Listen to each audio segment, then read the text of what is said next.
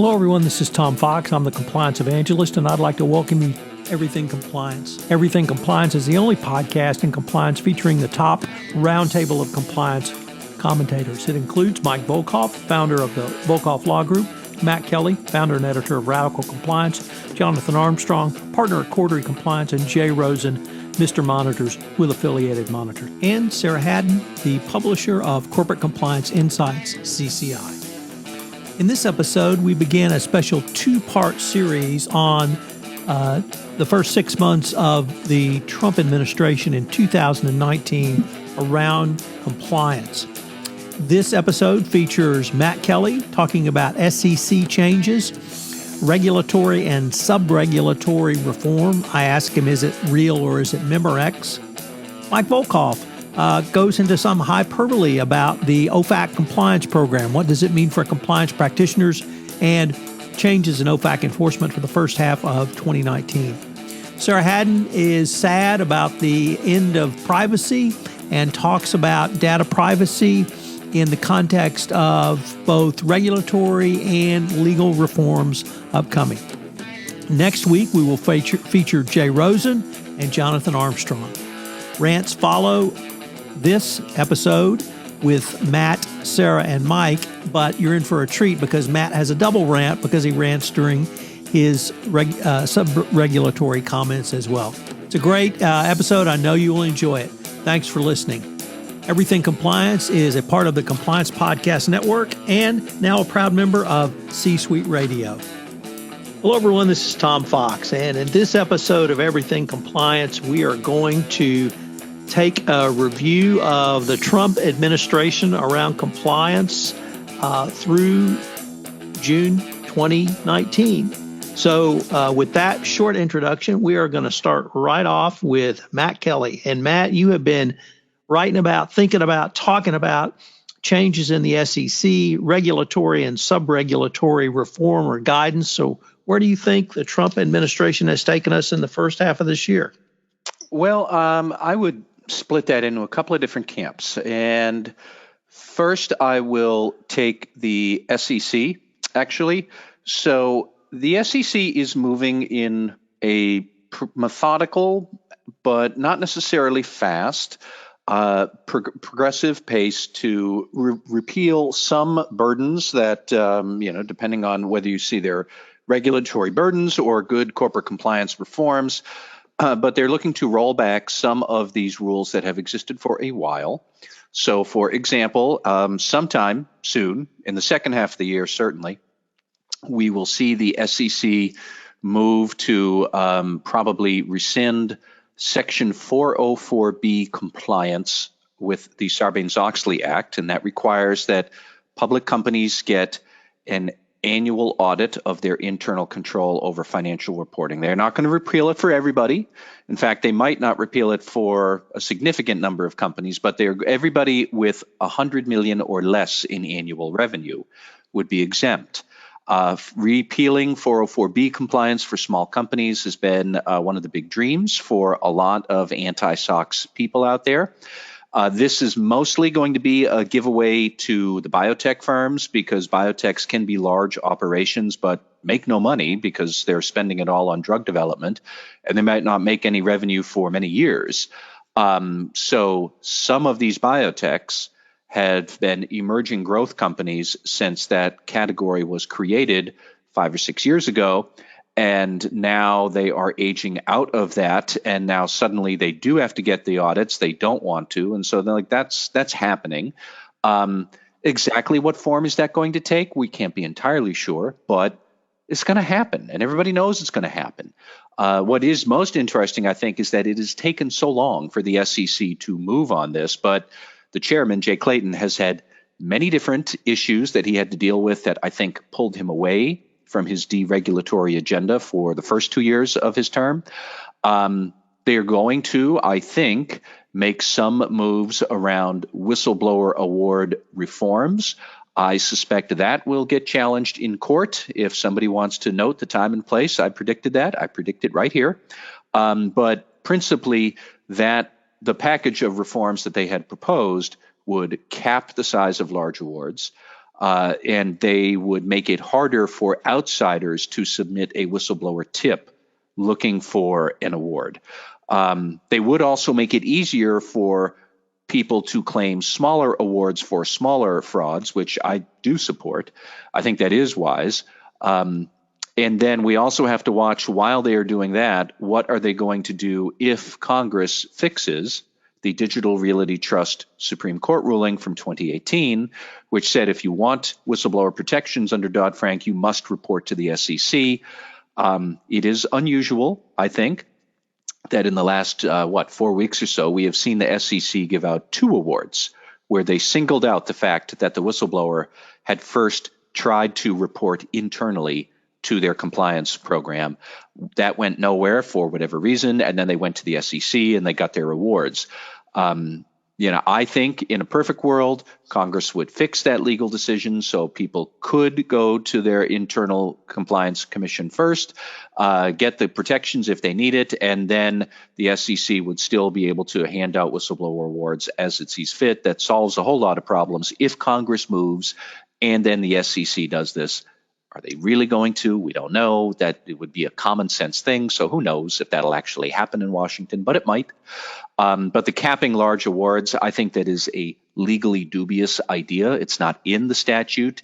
And several Democratic commissioners on the SEC have already said they didn't think that was legal, which is code for basically some good governance group out there somewhere, please file a suit against the SEC as soon as they approve these rules, which I think the Republican majority will. Then they get hauled into court, and then who knows what might happen. And then on a practical basis, for a lot of compliance officers listening, what has this got to do with you? Really, your whistleblower risks and headaches are not going to change to any great degree, I think, no matter what the SEC does. But that is what's going on there. Issue number 2, Tom, since you brought it up, sub-regulatory guidance. This is a pet peeve of mine because we do have a lot of Trump administration people giving speeches talking about how sub-regulatory guidance is not actually stuff you need to follow. And it is, as one Justice Department person said, hey, it's just paper. It's not in the law, so you don't have to follow it if you don't want to. That strikes me as one of those ideas that is legally sound if you want to go out and argue it, but it is in the real world just totally impractical because your company is got a business to run. And I don't think most CEOs want to spend a lot of time and money making big bets, taking a complaint that they might have, a regulatory probe that they're going through with the Justice Department. I don't think that most companies, CEOs and boards would say, oh, yeah, let's go to trial over this. Let's defend our unique and innovative approach to corporate compliance because we disregarded that guidance. We're really going to go to court over this. That's not what business executives want to do. That's what lawyers like to say you are legally entitled to do. And I like lawyers. However, they are not the boss at most companies. The business executives are the boss. And the business executives would typically want to know, what do we have to do to make sure that the Justice Department isn't getting in our face? Following the guidance that the Justice Department puts out is a good way to make sure that you reduce the risk of them getting in your face. So why wouldn't you follow this guidance? Most of the guidance that they put out is very good. For example, I love from the Treasury Department, their new guidance from OFAC on sanctions compliance programs. The guidance they put out is very good, very thought-provoking, not like anything we've seen from OFAC before. And I also think it underlines a logical flaw that a lot of these sub-regulatory guidance haters ignore, is that whatever compliance approach you might have, that maybe you've done your legal and risk assessment, you've decided I don't need to follow the sub-regulatory guidance. I'm confident in this approach I've got over here, and I could defend it if I had to. That's all well and good if your risk has not changed, because the environment for the risk has not changed. Now, when OFAC put out its sanctions compliance manual or framework, that was a clear signal that the risk environment around sanctions has changed. So you, company that are ignoring the sub-regulatory guidance, can you change your approach with that changing bigger risk landscape? Do you want to spend more time thinking about even more innovations and then take an even bigger bet that if this gets ugly, we're going to have to go and defend it in court? Do you want to do all that? Or do you just want to follow the sub-regulatory guidance that OFAC put out? When they put out roadmaps, you might as well follow them rather than try and hack your way through the business jungle when you don't know what the landscape is going to be. So I think that a lot of this talk about sub-regulatory guidance is just Trump administration people who like to hear themselves talk about anti-sub-regulatory guidance. Legally, you guys have a valid point. Here in the real world, what's that got to do with us? You got a business to run. You have a compliance program to build. And if you're not really sure how to build it, if you don't have a compliance program already, you could either create it out of whole cloth, or you could just follow the sub-regulatory guidance and look for clues. That's what it's there for, and I don't really see the harm for it. I know there are people who are going to say it's still a big hassle. Folks, this is the business we've chosen. Corporate compliance is a big hassle. And if you don't like that I don't know what to tell you. Fighting through hassles is part and parcel of this job. So, I think eventually the sub-regulatory fad will fade. And then we can get back to the business of looking around for good ways to build compliance programs. And you find some of this sub-regulatory guidance actually is pretty good. So those are my big takeaways about what's going on lately with guidance in the regulatory world. So for those listening, you're actually going to be treated to 2 rants from Matt today because you just got one of his great ones around sub-regulatory guidance. But Matt, I wanted to just push that point a little bit further. Do you really see this as truly much ado about nothing? Because here in the last 4 to 6 weeks, we've had the Department of Justice with its guidance around corporate compliance programs for the FCPA. You referenced the OFAC corporate compliance programs, or rather their framework. So we're having some significant, truly sub-regulatory guidance put out. We are. And then we have basically political appointees standing up and saying, but you don't really have to follow it. It's just paper. If you've done your risk analysis and you're confident in your own approach, you don't have to do this. Like I said, legally true, politically correct to say it in the Trump administration era, but what's that got to do with an actual business that is trying to make money, grow, expand, navigate complex environments that are changing all the time, and they do have to worry about these things. And then just stand up and say, well, we don't have to do it this way. No, you don't. But for Pete's sake, people, they're giving you a free resource that you might as well use.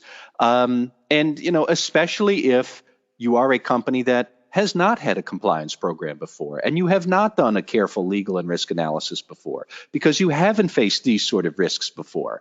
If you're sitting there for the first time trying to think about how am I going to get this out of whole cloth, start with the bolt of fabric that they are giving you in the form of these sub-regulatory guidance documents, which, like we've said before, these things are very good. They're very informative. They're very thoughtful. You might as well put them to good use. Mike Volkov, do you have a question for Matt? I do, Matt, and I think this will probably stretch into what I was going to talk about as well. So here's my question to you. With DOJ and OFAC, and by the way, I think the OFAC guidance represents a lot of DOJ influence in terms of it, but I think it goes beyond that with some prescriptive requirements, more so than the DOJ guidance. But here I am, let's say I'm the business person sitting out there, and there was criticism of the DOJ guidance in that it's not it's limited, it's really only relevant to companies that get in trouble. And so therefore, if you're a compliance practitioner, you should be looking at the issue in a different way than what DOJ's guidance is saying. And I know that you interviewed the gentleman from AB InBev, because I listened to your great podcast on that. But in reality, where are businesses and how should businesses use this guidance? And do you think it is, not so relevant for people or not? I mean, what should they just say, well, since we're not under investigation, we don't have to meet these standards. Let's go do something else. Well, I first off would warn anybody to say, well, because we're not under investigation, we can go and do something else. There, Right. But for the grace of God, go you, sir, who is not under investigation. It will happen eventually. But I have often said that regulatory compliance is part of a broader challenge of trying to reduce risks for the company that things go wrong. And that is a business challenge. It's not a legal challenge. But there is an awful lot of overlapping and blurring between those two things. So if you want a good risk management program that reduces the risk of things going wrong, then there is a lot of substance in the DOJ framework or the OFAC framework or the DOJ evaluation guidelines. But there's a lot of principles in there that you could still use as part of a bigger risk management program so things don't go wrong, even if they are not illegal or crimes. You can do plenty of stupid things in business that are not illegal, that are not crimes, and you still wind up with unhappy consumers or business partners pulling out or the stock price tanking and the board gets sued. All of those things are one gigantic mess of risk that the company is trying to beat into submission in various ways. And I think the DOJ guidance, the OFAC framework, they are just two of many tools that you want to keep in a toolkit and know how to use them well. That if that answers the question, like I would say, for example, any focus on having a good internal reporting system. If you don't have one, then you're probably going to get some grief from the Justice Department if you're under investigation. But if you don't have one and the employees aren't willing to speak up about any issues, there's probably a lot of non-legal issues that your operations people would like to know about anyways. And if they don't cultivate a way to get that up to senior command, that's not a good practice. So you can beg, borrow, and steal from the DOJ guidance, from the COSO internal control framework, the COSO risk management framework, lots of other risk management principles out there, and meld them all into a bigger risk assurance program. I know that some of the corporate lawyers don't like to hear this, but actually compliance is part of a larger thing that is not legal. It's part of a larger thing that is risk assurance and risk management. And that's what people need to think about. Sarah Hadden, you have been thinking about data privacy. What have you seen in terms of data privacy and issues both in the public sector and more particularly with the administration over the past almost 6 months? Well, I've certainly been thinking about it in terms of my own life. I had an amusing experience the other week with targeted advertising. Those personalized ads that follow you around the internet after you've searched for or purchased something. I had been looking online for a replacement for one of the 4 numbers in my home address that had fallen off the front of my house. That number had gone missing. I just needed one replacement. So after I made my purchase on Amazon, targeted advertising kicked in, and for the next 2 weeks, I got served up ads like, "Hello, Sarah. I see you were recently looking at the number 7. Perhaps you'd also be interested in buying a 5. Or people who shop for 7s frequently also buy 3s and 4s. And that cracked me up because clearly Amazon and Google do not understand my problems, but they do understand me. They know everything about me. And you, between search engines and social media and location services on my phone, I have no privacy anymore. None of us does. Which is why we asked that question, what is happening in this administration with data privacy? And really, not much, not yet. GDPR obviously just had its first birthday, so we are past the point where any other country might have looked to the U.S. as a credible leader in data governance. We are definitely not leading the pack.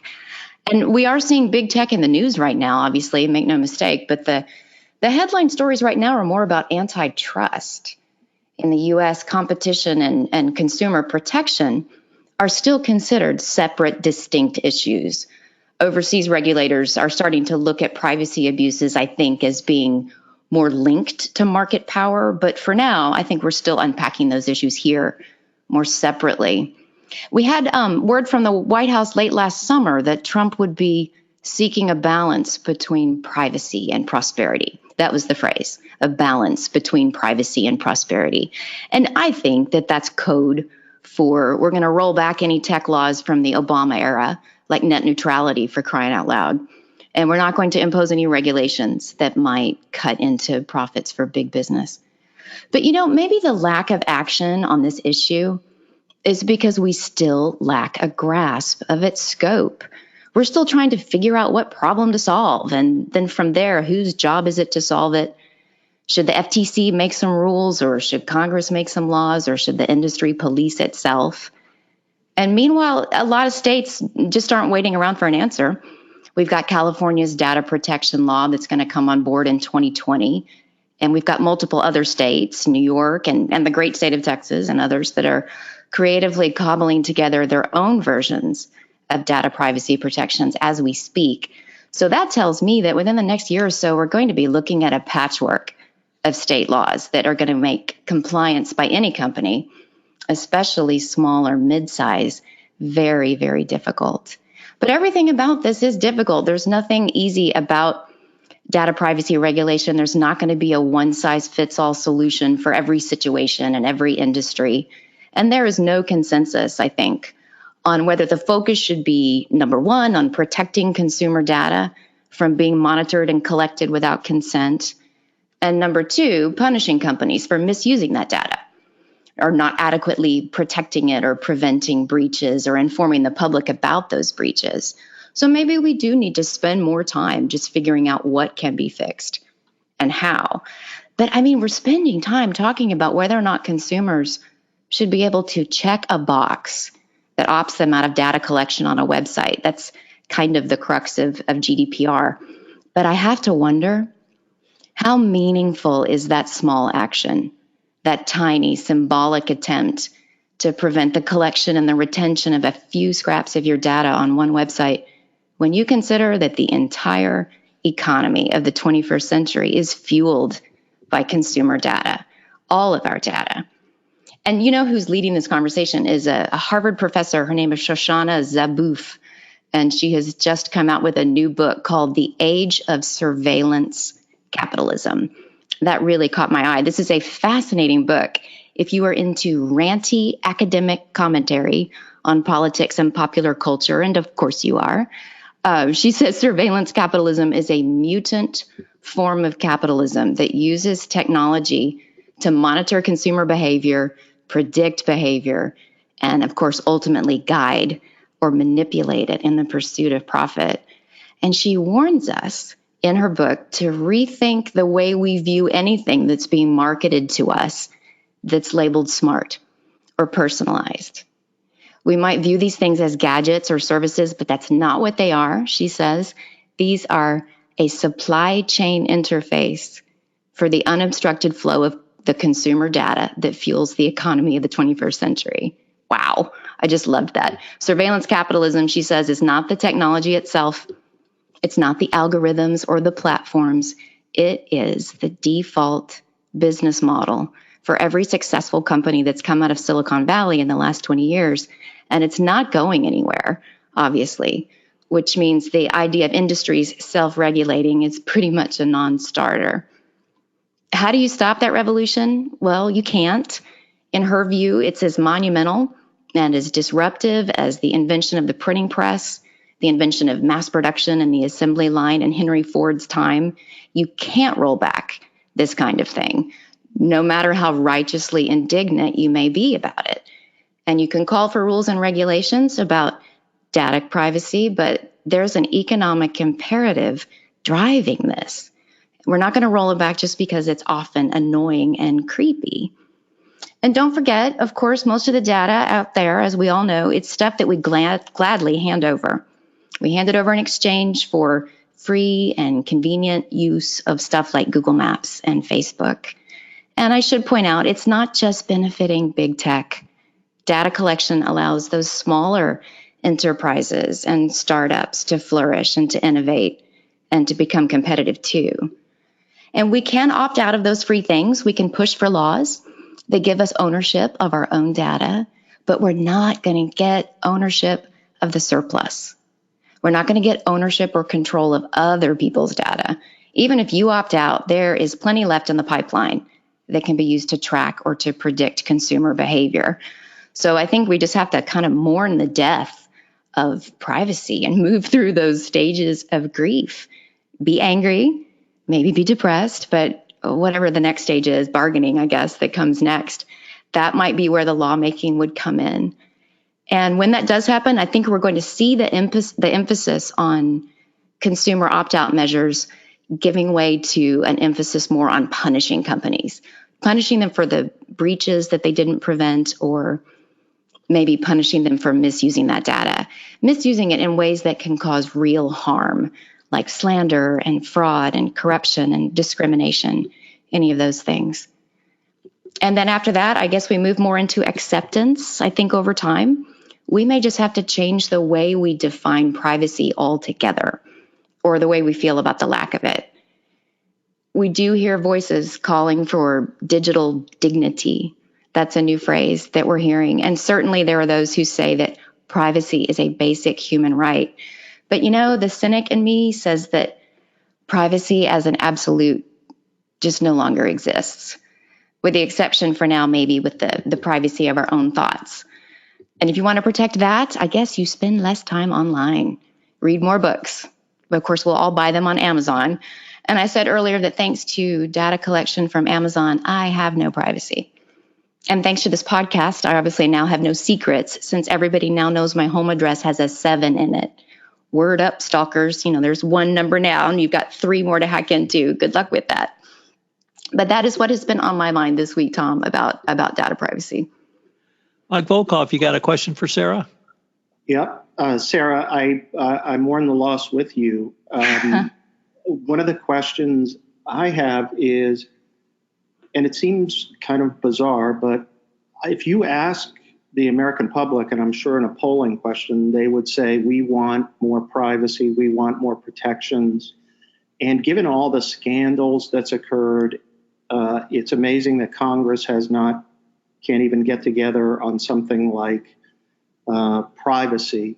And just to also make a comment on I worked on this issue 10 years ago or 15 years ago, whatever, in Congress.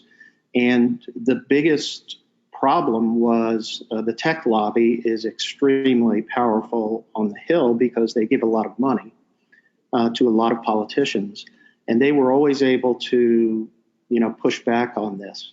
But it seems to me like we're at an issue like background checks for firearms. 90% of the American public want it, but we can't get Congress to do it. But isn't it there's such a vacuum because we have like a patchwork of requirements and standards to meet. And now there was a big fight. I guess the FTC is going after Facebook with some $1 billion fines planned. But how can, do you really think that if we ever got a federal standard, would it really change that much? Or do you think, it's never going to happen? I don't think it would change that much.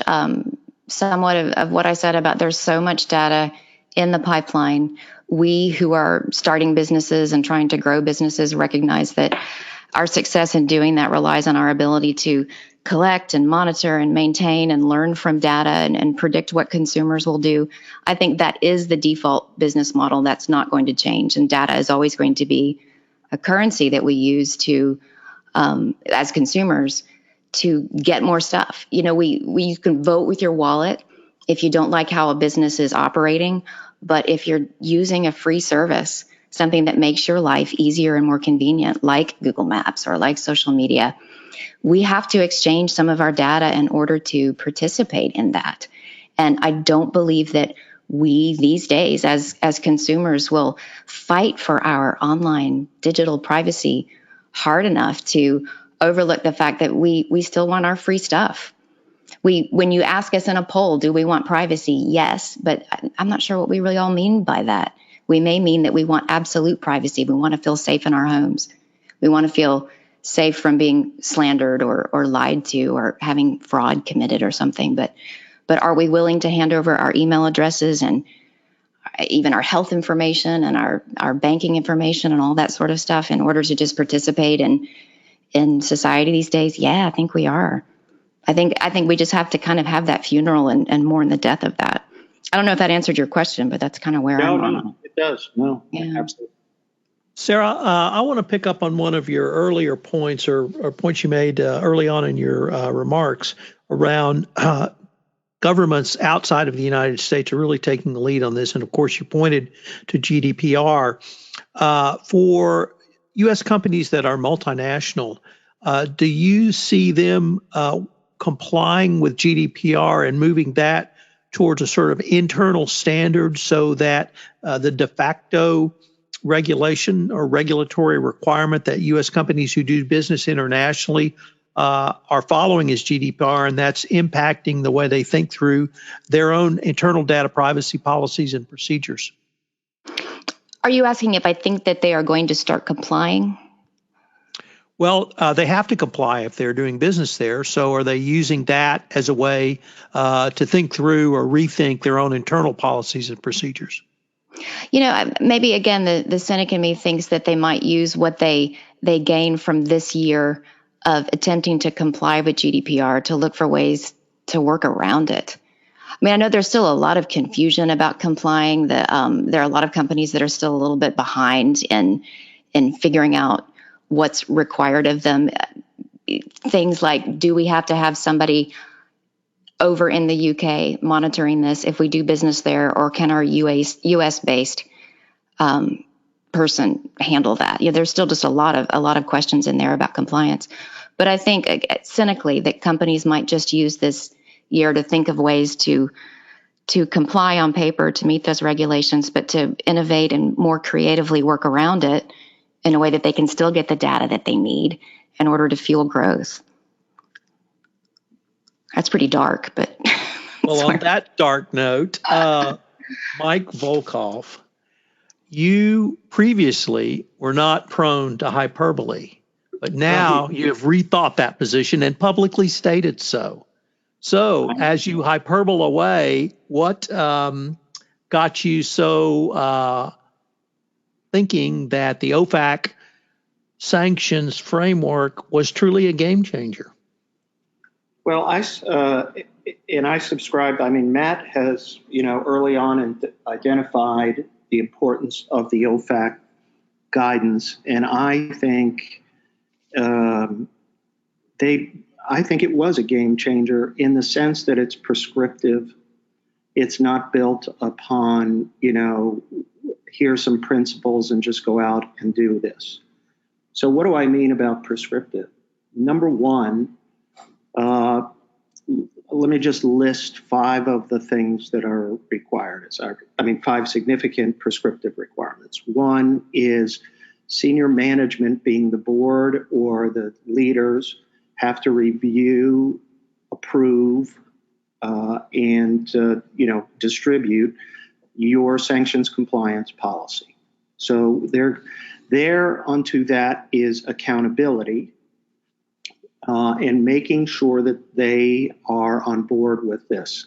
Very similar to the trend in the 90s and early 2000s in the healthcare industry, when HHS tried to push and made board members actually individually sign various regulatory documents or compliance documents.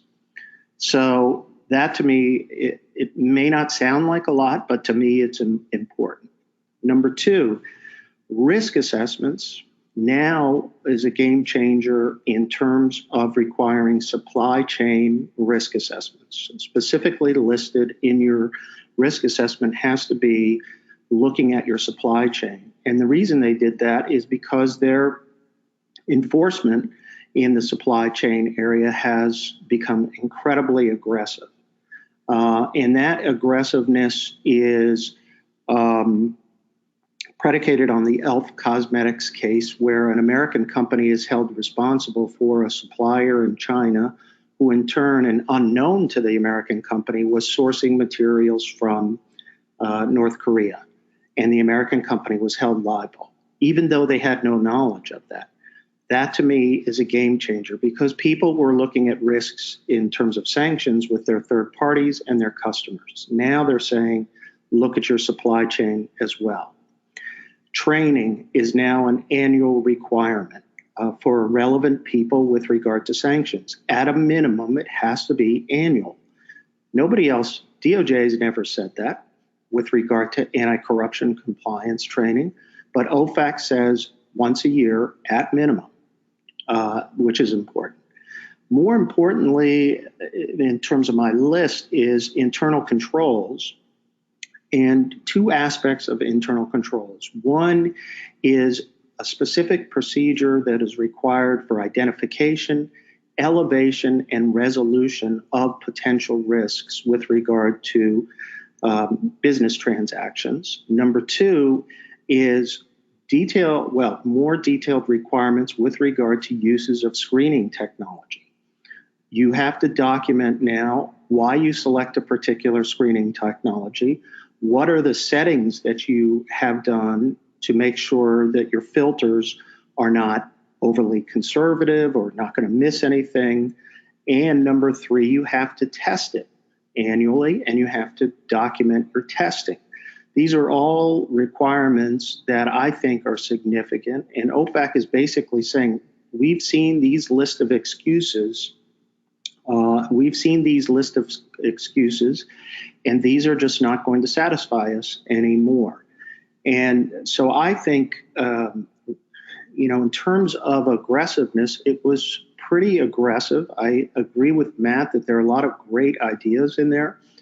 And there's some pretty nice, pretty broad compliance statements that have basically emboldened a little bit the trade compliance function within various companies to say, hey, we need more resources. Hey, we have these requirements, and we need to get a move on here. So I think I share Matt's, overall impression of the document. It was well done. It was carefully calibrated in some ways, and it was done in a way that is a game changer for trade compliance.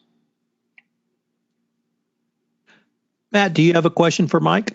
Well, not necessarily a question as much maybe as a comment or a follow-on observation, but Mike, I was really just struck particularly by when OFAC got into the nitty-gritty of screening software and settings, which they're clearly including it now because they've taken enforcement actions. There was that electrical supplier in Virginia, Cobham Electric, where they had dinged Cobham last year because Cobham had miscalibrated its settings and missed a customer of its that was actually owned by a prohibited entity. And you're never going to see that in FCPA guidance, I don't think. Like that level of detail that the Justice Department is not going to get into the nitty-gritty of whatever due diligence software you might use and its settings. I don't think we're ever going to see a speech or a framework about that.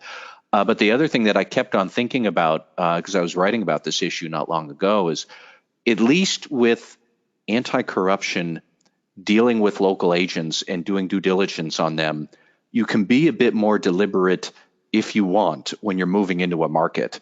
And you can take your time and you can say, no new third parties, nobody gets a payment until we do due diligence.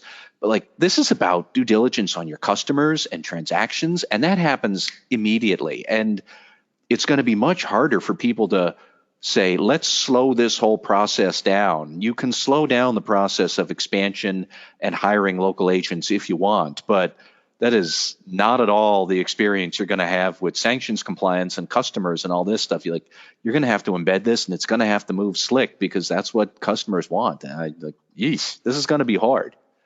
And Matt, just to follow up on that, two comments myself. One is the amazing thing about OFAC compliance is it's real-time compliance. Like you said, you have transaction after transaction coming, and you better be on top of it because you can't do the transaction and then come back like an AML and say, oh, we better dig deeper into this. So that to me is it's real time and it's real resources and it's real risk. I mean, they just had an enforcement action against somebody for 11 transactions out of millions that were in violation of the Iran sanctions. Going back to the filter issue, it's an interesting issue about your settings. Commerce Bank from Germany, which ended up paying 1.5 billion for their violations of OFAC, it turned out that their New York office, while they're doing these illegal dollar transactions, had failed to update their filter system such that they were not catching a lot of the transactions. So I think their frustration started then and then led to the comments in the Cobham decision that you're mentioning.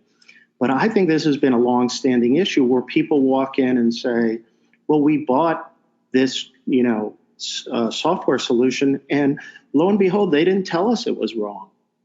Well, now they start to dig into, well, where are your settings? How did you update them? Were you getting real-time updates? How are you screening for you? And they also made this point in the guidance or the framework that your settings have to match your risk profile.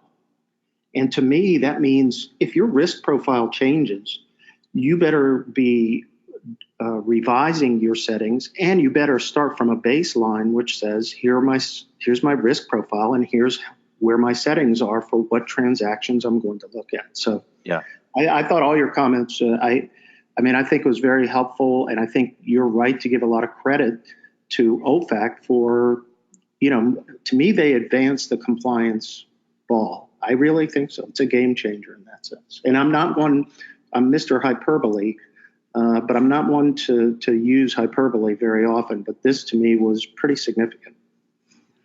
Mike, do you think the Department of Justice may look at some of these factors, some of these prescriptive tools, ideas, and concepts, and perhaps rethink how they could be used in a anti-bribery, anti-corruption compliance program, so that we might start to see the concepts sort of reintroduced back into the FCPA enforcement world? I think that's going to be interesting because I think you're raising an interesting possibility, because DOJ and OFAC are developing a closer and closer relationship that's getting closer to the model of the SEC and DOJ in FCPA.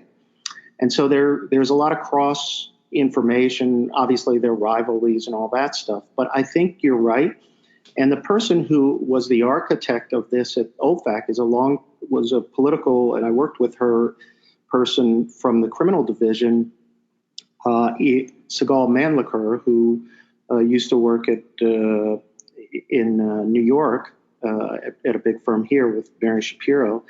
And she is very, very smart and very cagey. And so I could see her sort of taking this and saying, look, you guys, look what we're doing on the due diligence on the vendor screening area. Maybe there's some guidance you could help here, at least to inform your questions that you ask people about your third-party system. But it may ultimately lead to something, I think. And I think we should watch sort of the enforcement actions that come out to see if we see any evidence of that. I think that's where we'll see it first, Tom. All right, let's move on to some rants. I assume you're warmed up now, Matt. Do you have another rant for us today? Well, I do. This qualifies in the rant category, but this is going to be a bit more lighthearted since I got a little wound up with the sub-regulatory guidance. But I'm going to rant about the Dutch Data Protection Authority, which at the end of May violated the GDPR while it was sending an email out to journalists explaining how the DPA over there works with GDPR compliance. So this is what happened, is that apparently the agency's spokesman was sending an email out to 38 journalists and was just sending out a mass email. And instead of putting all 38 email addresses in the blind CC field, they accidentally put it in the CC field so all 38 could see the email addresses of everybody else Who among us, ladies and gentlemen? There, but for the grace of God, go we. But nonetheless, this does count as a violation of the GDPR, which then led the Dutch Data Protection Authority to report itself to itself. However, this is the killer, is that they missed the 72-hour window to report their breach. The breach happened at 7:25 a.m. local time on May 24th, and apparently they did not report it until 3.5 days later on Monday afternoon at 3:15 p.m. local time on Monday, May 27th. So they missed the 72-hour window by, it looks to me, about 8 or 9 hours. How did this happen? I don't know. It's more like you just have to sit back and marvel at the complexity of modern organizations, that you can't even report yourself to yourself about your most important issue within 2 days. So hats off to the Dutch Data Protection Agency for giving us this memorable incident, and I'll just leave it at that. So I guess the fad will not fade. Sarah Hadden, what's on your mind? Rant. That was awesome. Well, I have a shout out, I think, here. I referred in my segment to surveillance capitalism as a revolution. So I think my shout out then is to the resistance, and in particular to artists who use their artwork to make a statement and to mobilize other people towards actions. In 2015, I got to mangle these names, Tega Brain and Surya Matu created an artwork called Unfit Bits, and it encouraged users to subvert the fitness data that is collected by their Fitbits. They suggested that we should all attach our Fitbits to a bicycle wheel or to the arm of a metronome, so that sort of constant back and forth movement would bamboozle those who might collect our data and abuse that data. And really, I thought that was charming. You can't talk about art maybe without using the word juxtaposition. So I'm going to say the juxtaposition of the digital stuff and the idea that any of us still have a metronome, maybe a bicycle, but not a piano in the front parlor with a metronome on top of it. I really thought that was funny. So that's my shout out. Shout out to the resistance. Mike Volkov. Just a quick rant, and it actually just follows a lot of what we've been talking about today. I'm a little bit dismayed with critics of the Justice Department guidance, critics of the OFAC guidance. I think that to me, to have federal prosecutors and federal enforcement authorities putting out as much guidance as they put out going back to 2012, which was an FCPA guidance, which I thought was an extraordinary document. And to sort of criticize it and say it's not enough or it doesn't raise the bar high enough, I feel like that's kind of petty criticism.